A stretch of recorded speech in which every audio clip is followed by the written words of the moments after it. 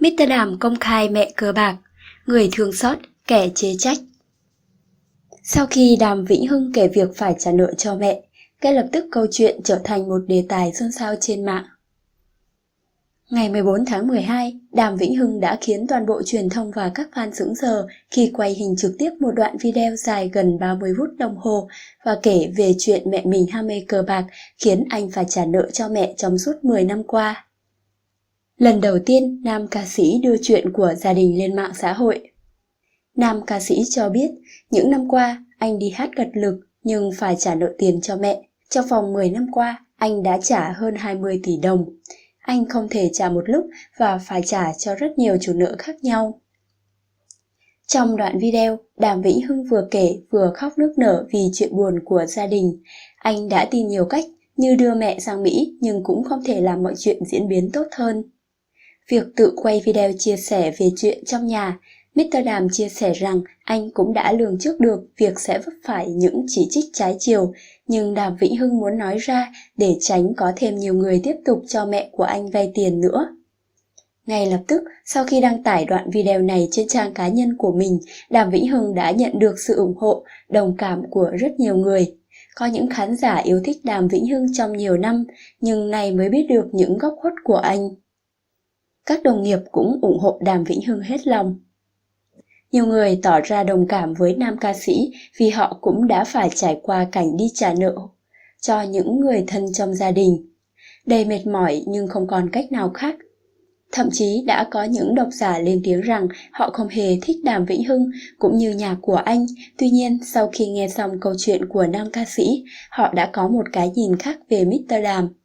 Với họ, Đàm Vĩnh Hưng quá hiếu thảo khi nhẫn nại kiếm tiền trả nợ cho mẹ của mình năm này qua năm khác. Nhiều nghệ sĩ, bạn bè đồng nghiệp đã lên tiếng chia sẻ cùng Mr. Đàm. Trong đó có nhiều người đã biết câu chuyện của anh nhưng vẫn giúp Đàm Vĩnh Hưng giấu kín bí mật này. Khi anh quyết định thú nhận về gia cảnh của mình, tất cả đều cảm thông, thậm chí cũng khóc theo ông hoàng nhạc Việt như ca sĩ Hồng Ngọc, Thanh Thảo, Dương Triệu Vũ. Tuy nhiên, bên cạnh những sự cảm thông và đồng cảm với Đàm Vĩnh Hưng, vẫn có những ý kiến cho rằng anh đang làm trò đánh bóng tên tuổi, đặc biệt là để quảng bá cho show ca nhạc sắp diễn ra. Nhiều người nói đây là chiêu trò đánh bóng của Đàm Vĩnh Hưng. Một bạn đọc cho rằng, với số tài sản của Đàm Vĩnh Hưng cùng tủ hàng hiệu, kim cương anh vẫn khoe trên báo chí thì thừa sức để trả nợ cho mẹ. Đặc biệt, dù mẹ anh có thế nào đi chăng nữa thì đó vẫn là người đã sinh ra và nuôi nấng Mr. Đàm, nên việc anh lên mạng xã hội nói ra câu chuyện này không khác gì vạch áo cho người xem lưng. Ở nhà triệu đô, xài hàng hiệu khủng mà không trả được nợ cho mẹ sao? Con cái nói chuyện mẹ ham cờ bạc với hàng triệu người cũng không chấp nhận được, dù gì cũng là mẹ mình. Nói thế này chẳng khác vạch áo cho người xem lưng. Một cư dân mạng có nickname Hoàng Hải bình luận. Ngoài ra, nhiều người tỏ ý nghi ngờ độ xác thực những gì Đàm Vĩnh Hưng nói. Với một người nổi tiếng được gọi với danh xưng ông Hoàng nhạc Việt thì số tiền anh kiếm được trong nhiều năm qua chắc chắn lớn hơn nhiều so với con số 20 tỷ mà mẹ nam ca sĩ mắc nợ, nên không thể có chuyện Đàm Vĩnh Hưng đã hết sạch tiền nong như vậy được. Nói chung, tôi không tin Đàm Vĩnh Hưng đã hết tiền và lo về già đồng nghiệp phải ủng hộ như nhiều nghệ sĩ khác. Mỗi show diễn kiếm cả trăm triệu.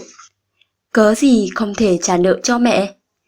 Những chi tiết như đưa mẹ sang Mỹ hay dùng quan hệ để đưa mẹ vào trại cũng được nhiều người cho rằng rất mơ hồ. Tuy vậy, hiện Đàm Vĩnh Hưng vẫn giữ im lặng về những thông tin trái chiều. Còn Dương Triệu Vũ, một người em thân thiết trong nghề của Mr. Đàm cho rằng anh sẽ bảo vệ người anh đã hết lòng nâng đỡ mình trong nghề. Nỗi lòng của người anh mười mấy năm nay, bây giờ hết có thể chịu nổi, đành phải dùng biện pháp cuối. Mong anh được bình an, anh đã làm được chữ hiếu, giờ chữ hiếu tiếp tục là giữ cho bản thân và con cháu được sống ổn định và vui vẻ.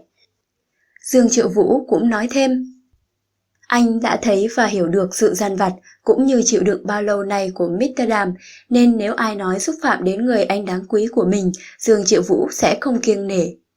Tôi hoàn toàn ủng hộ quyết định này, không hay ho gì, nhưng ít nhất sẽ bắt đầu bảo vệ cho những gì còn lại và ngăn chặn những điều có thể sẽ xảy ra, Dương Triệu Vũ chia sẻ. Cảm ơn các bạn đã xem video. hãy like, share, comment hoặc subscribe để ủng hộ kênh.